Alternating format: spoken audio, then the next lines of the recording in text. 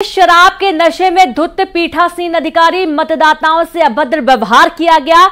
मतदान केंद्र 227 जमुनिया का ये पूरा मामला बताया गया है। कलेक्टर ने निलंबित किया है। बड़ी खबर राजगढ़ से है। चुनावी माहौल है, वोटिंग चल रही है और इसी बीच एक ये चौंकाने वाली जानकारी है कि पीठासीन अधिकारी नशे की हालत में पाया गया और साथ ही मतदाताओं से अभद्र व्यवहार किया गया। मतदान केंद्र 227 जमुनिया का ये पूरा मामला बताया जा रहा है। कलेक्टर ने निलंबित किया है।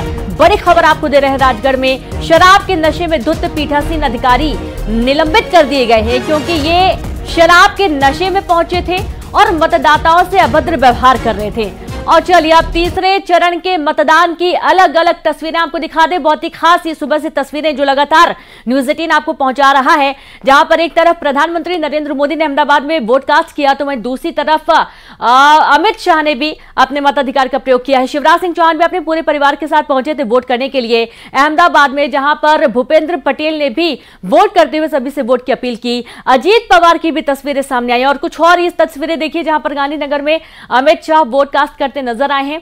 पोरबंदर गुजरात में यहां पर भी वोट कास्ट किया मनसुख मंडाविया ने और पुरुषोत्तम रूपाला भी वोट करते हुए नजर आए। राजकोट में गुना की तस्वीरें देखिए जब ज्योतिरादित्य सिंधिया पहुंचे हुए थे वोट कास्ट करने के लिए और इस तरीके से अलग अलग तस्वीरें अलग अलग जगहों से अलग अलग राज्यों से आपको दिखा रहे हैं। और सीधे रुक करेंगे संवाददाता हमारे साथ सहयोगी प्रशांत जुड़ गए हैं। प्रशांत, क्या खास तस्वीरें आपके पास?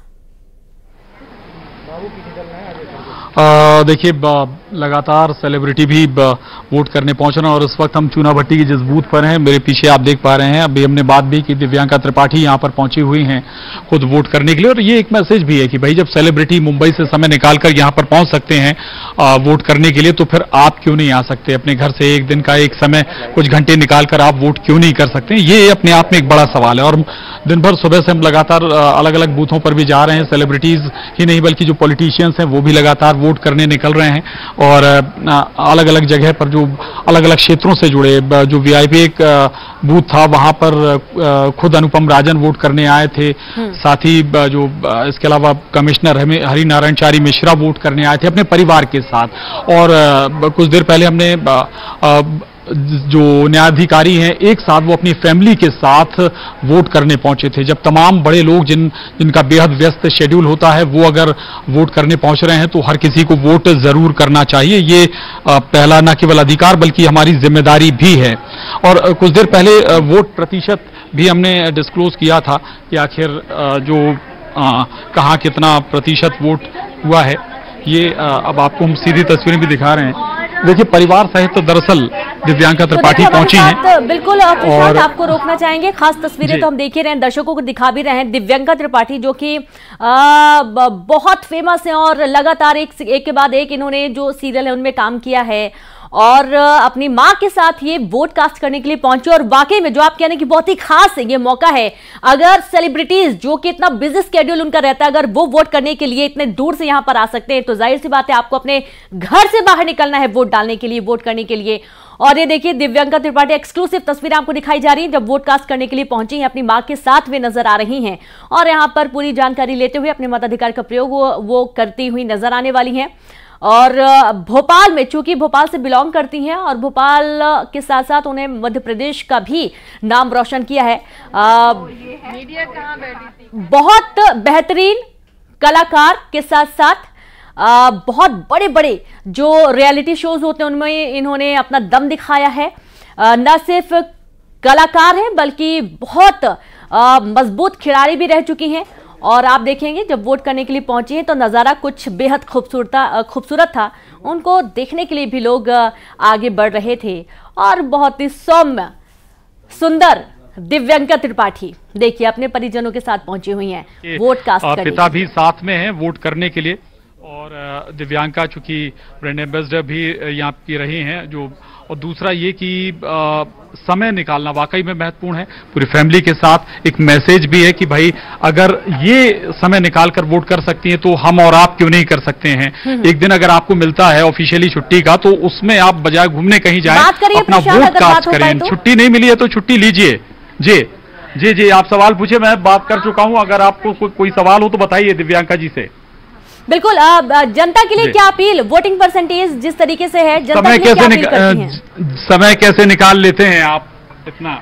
समय निकलता नहीं है, निकालना पड़ता है। एक कॉन्शियस चॉइस होती है, ये हमारी कोशिश होती है, और तभी ऐसे काम हो पाते हैं। हम देश के प्रगति की काफी सारी बातें कर रहे होते हैं, लंबे लंबे डिबेट्स हो रहे होते हैं हमारे लिविंग रूम्स में कि हमारा देश ऐसा होना चाहिए, वैसा होना चाहिए, सरकार ये, सरकार वो। भाई, सरकार वो होगी जो आप बनाओगे, और अगर आप एक दिन जब आपको छुट्टी मिल रही है बकायदा, और आप अपनी फैमिली के साथ आउटिंग करने अगर आप मतदान केंद्र में नहीं आते, तो फिर कहीं ना कहीं आप अपने देश के लिए रिस्पॉन्सिबल हैं। तो बात अगर छुट्टी की, तो मैंने आज इतनी छुट्टी निकाली ही इसीलिए, और बहुत मेहनत करके निकाली, क्योंकि हम लोग कल रात भी ये शूट कर रहे थे, मैं और मेरे हस्बैंड, लेट नाइट तक।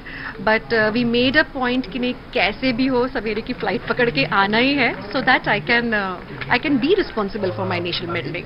अच्छा दिव्यांका, एक सवाल जरूर उठता है मन में, पर्सनल सवाल, कि भाई आपके हस्बैंड का वोट वहां होगा, हरियाणा में होगा, वो मे भी शायद दिल्ली में हो, आप यहाँ डाल रहे हैं, सवाल नहीं उठाया कभी फैमिली ने?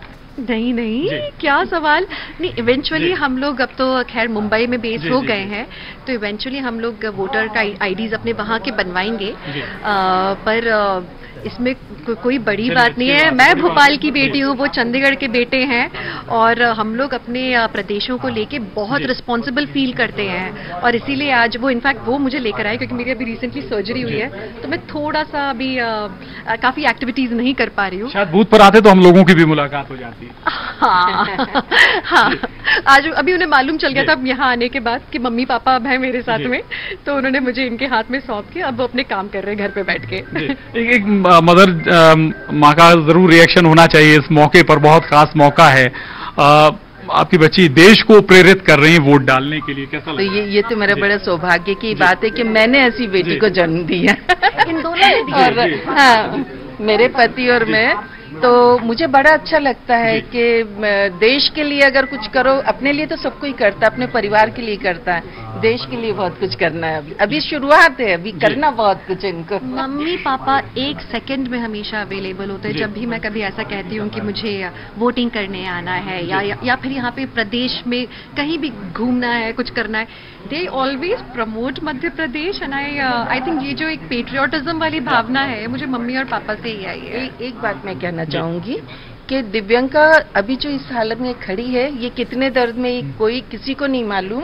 इसको स्टिचेज आई हुई और अभी 15 दिन नहीं हुए ऑपरेशन हुए इनका, लेकिन और रात को 2:30 बजे तक शूट कर रही थी, और हालत खराब, मम्मी बहुत दर्द हो रहा। मैंने कहा लेकिन फिर भी आना है। वो कहती नहीं, मैं तो आ ही रही हूँ।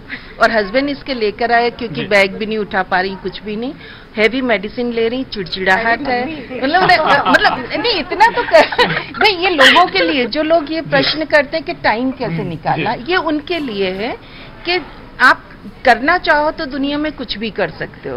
भोपाल से मोहब्बत है, खींच लाती है जी, वो तो है ही, लेकिन भोपाल की मोहब्बत मिटाई नहीं मिटती। अब कहीं भी चले जाए, मैं विदेशों में भी जाऊँ ना, मुझे वहां भी भोपाल नजर आ जाता है कि अरे हमारी भोपाल की लेक तो इससे बेहतर है। क्या बात है। अंकल आपसे बात नहीं हो पाई है जी। अंकल ये कैसे इस मौके को आप देखते हैं? हर कोई भी वोट हो, कोई भी चुनाव हो, दिव्यांका जरूर पहुंचती हैं यहाँ। तो देखिए दिव्यांका त्रिपाठी, जिनको हाथ में मोच है और शायद उनका ऑपरेशन भी हुआ, स्टिचेस आए हुए, उसके बावजूद वो लगातार, ललित देखिए, वोट कास्ट करने के लिए पहुंची हैं अपने पूरे परिवार के साथ, और कितनी अच्छी खूबसूरत तरीके से, खूबसूरत स्माइल के साथ वो प्रेरित भी कर रही है कि एक दिन छुट्टी का है, और अगर आप अपने परिवार के साथ आउटिंग पर वोट डालने के लिए नहीं जा रहे हैं तो फिर क्या मतलब है?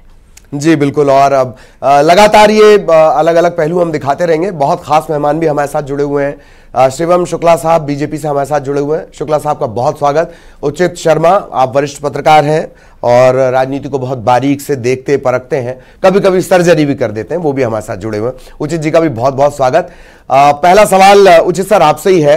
अर्बन एरिया में वोटिंग ट्रेडिशन और अर्बन एरिया में, जैसे अभी रायपुर के भी जो आ रहे हैं वोटिंग ट्रेंड्स, बहुत कमजोर हैं, तो क्या वजह आपको लगती है? या एक नैरेटिव सेट हो जाना कि अब की बार इतने पार, अब की बार 543 पार, वो भी कहीं ना कहीं असर डालता है? जी उचित जी।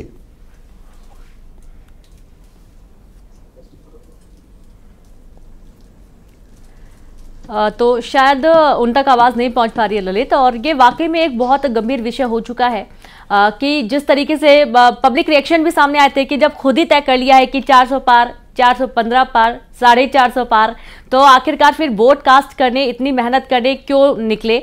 हमारे जो खास पैनल जुड़े हुए हैं उनसे बात करने की एक बार फिर से कोशिश करेंगे। शिवम शुक्ला जी से हम बात करेंगे। शिवम जी, वोटिंग परसेंट एक गंभीर विषय बन चुका है तमाम राजनीतिक पार्टियों के लिए, खासतौर पर बीजेपी के लिए, क्योंकि 400 पार का नारा देना लेकिन वोट कास्ट का प्रतिशत कम होना बहुत गहन चिंतन का विषय है।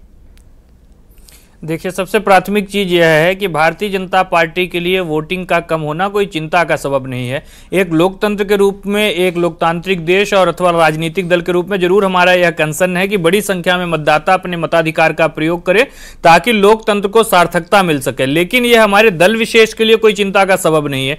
जो सबसे समझने वाली बात है, भारतीय जनता पार्टी का जो कोर वोटर है, जिसने विधानसभा के चुनावों में अपने आशीर्वाद और अपने मत से हमें अभिसिंचित किया था, वह तो बड़ी संख्या में मतदान केंद्रों तक जा रहा है, विकासवादी और राष्ट्रवादी राजनीति में अपनी सहभागिता को सुनिश्चित कर रहा है। लेकिन हमें यह भी ध्यान में रखना होगा कि तकरीबन 40% के आसपास मत कांग्रेस पार्टी को भी विधानसभा के चुनाव में मध्य प्रदेश में मिले थे। तो ऐसी स्थिति में वह 40% लोग जो कांग्रेस को वोट डाल रहे थे, वह कांग्रेस की आत्मघाती राजनीति अथवा जो आज कांग्रेस की प्रदेश और देश में स्थिति है उसको देख करके अपने घरों तक बैठ गए हैं, वह अपने मताधिकार का प्रयोग नहीं कर रहे हैं। तो स्वाभाविक तौर पर वोटिंग परसेंटेज उसके परिणाम स्वरूप गिरा है। लेकिन एक दल के रूप में हमारा जो प्रयास था, हमने उन वोटर्स को भी आपने ठहाके लगाने का मौका दे दिया। तुसी भी बड़े मजाकिया हो, मतलब 40% जो गिरा है वो कांग्रेस का ही गिरा है। शिवम जी, सवाल नहीं, 40% में बड़ा भाग जो गिरा है वो कांग्रेस का है, और उन मतदाताओं को साथ भी हमने अपने साथ जोड़ने का प्रयास किया। हमारे बूथ पन्ना स्तर पर जो कमेटियां बनी हैं, ललित, वो चीज नहीं बोलेंगे कि जब लाखों लाख कार्यकर्ता कांग्रेस के कार्यकर्ता, स्तर के कार्यकर्ता, वही एड ऑन में करना चाह रहा था जो रीनू ने मुझे याद दिलाया है। आपके दावे के हिसाब से तकरीबन 4 लाख अगर बीजेपी में आए हैं कांग्रेस की तरफ से, एक के हिसाब से 2 वोट भी मान लिया जाए, तकरीबन 8 लाख वोट होता है। वो बूम नजर नहीं आता शिवम जी, इसलिए सवाल है, प्लीज। तो देखिए, मैं बता तो रहा हूं कि कांग्रेस के लिए जो लोग वोट कर रहे थे उनकी निराशा के कारण वह बूम नजर नहीं आ रहा है। जब आप वोटिंग देखेंगे, जो परिणाम होंगे, तो अपने आप में अभूतपूर्व और ऐतिहासिक होने जा रहे हैं। भारतीय जनता पार्टी जो जीत का अंतर स्थापित करेगी वह अपने आप में न भूतो न भविष्यति रहेगा। तो स्वाभाविक तौर पर यह चुनाव राष्ट्र का चुनाव है।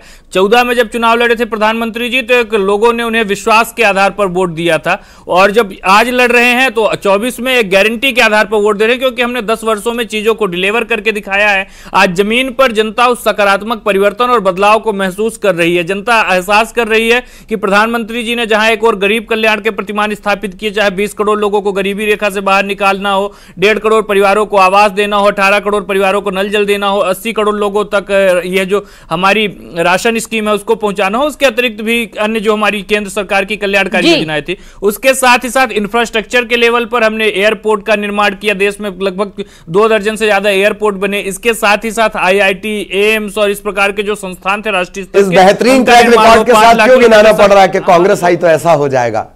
शिवम जी, बहुत शॉर्ट में, फिर मुझे अजय जी के पास जाना। हाँ बिल्कुल, मैं स्वाभाविक तौर पर, देखिए कांग्रेस आई तो यह चीज तो देश की जनता जानती है। कांग्रेस ने जिस आज मानसिकता के साथ चुनाव में आगे बढ़ी है, तो उससे तो अपने आप में स्पष्ट है ना कि कांग्रेस ने विरासत टैक्स का विषय हो, राम मंदिर के विरोध का विषय हो, संपत्ति के बंटवारे का विषय हो, महिलाओं के अपमान का विषय हो, तमाम चीजें तो कांग्रेस चुनाव में लेकर के आई। तो हमारा जो प्रतिपक्षी संगठन है, जिस मानसिकता को लेकर के आगे बढ़ रहा है, थोड़ा विरोधाभास होता है। एक तरफ कांग्रेस कहीं है नहीं, डॉक्टर साहब कह रहे थे अभी किसी सभा में, मैंने सुना कि इस चुनाव के बाद टेंपो में बैठने लायक स्थितियां रह नहीं जाएंगी, इतनी भी कांग्रेस नहीं बचेगी। जो है ही नहीं युद्ध में, हम पूरा भाषण उसी को लेकर दे रहे हैं। मैं आऊंगा शिवम जी आपके पास। उचित सर, आप तक मेरी आवाज पहुंच रही है? आऊंगा शिवम जी, आऊंगा। अरे आपकी पारी लंबी है, रुकिए तो प्लीज जी। उचित शर्मा साहब, आप मुझे सुन पा रहे हैं? चलिए, उचित शर्मा साहब तक हमारी आवाज नहीं पहुंच रही है। टेक्निकल टीम जरा इसे देखेगी। अजय गंगवानी जुड़ चुके हैं। गंगवानी साहब का बहुत बहुत स्वागत। रायपुर में वोटिंग परसेंटेज बहुत ड्रॉप होता हुआ, और क्या आपको नजर आ रहा है? फिर सवाल रहेगा जी, गंगवानी साहब। ललित जी, देखिए महत्वपूर्ण यह है कि जितने भी राजनीतिक विश्लेषक हैं या चुनावी विश्लेषक है या सेफोलॉजिस्ट है, उनका ये कॉमन राय रहती है कि अगर वोटों का प्रतिशत गिर रहा है तो जो सत्ता पक्ष है उसको सीधा नुकसान पहुंचता है। क्योंकि कहीं ना कहीं मोदी सरकार जो 10 साल तक लगातार जो बड़े बड़े वादे करके, चाहे 15 लाख की बात करूं या किसानों का दुगनी की बात करूं या 2 करोड़ रोजगार की बात करूं, 100 स्मार्ट सिटी की बात करूं, 35 रुपए पेट्रोल की बात करूं या 5 ट्रिलियन इकोनॉमी की बात करूं, जितने बड़े बड़े वादे जुमलेबाजी की गई उसमें वो सफल नहीं हो पाए। तो देश की जनता, छत्तीसगढ़ की जनता पूरी तरह निराश है। वो अपने घर से निकल कर उनको वोट देना नहीं चाहती।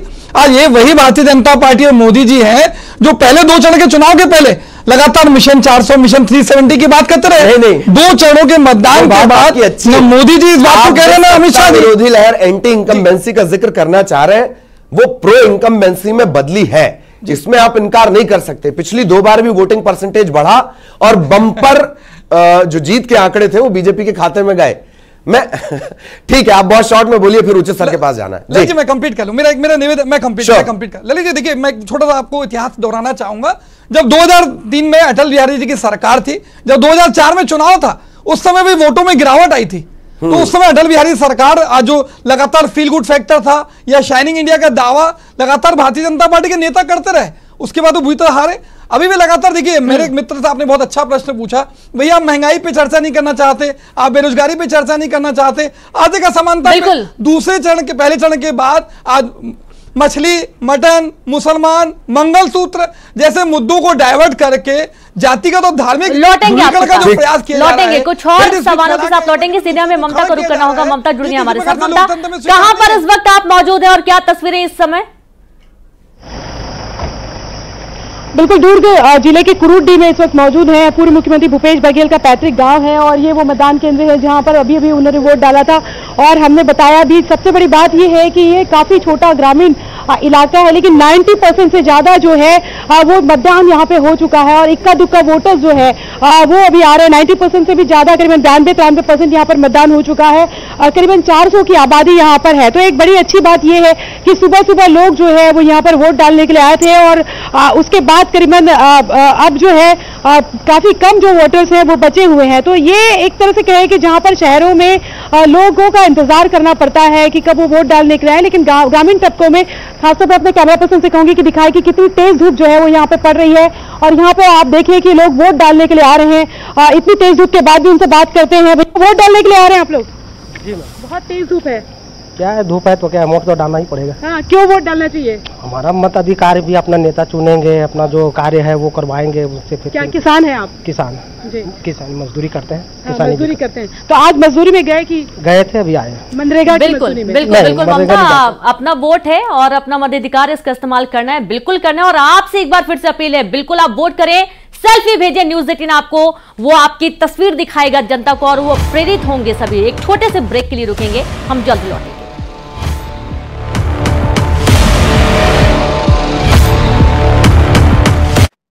बूथ पर कांग्रेस एजेंट को अपने पक्ष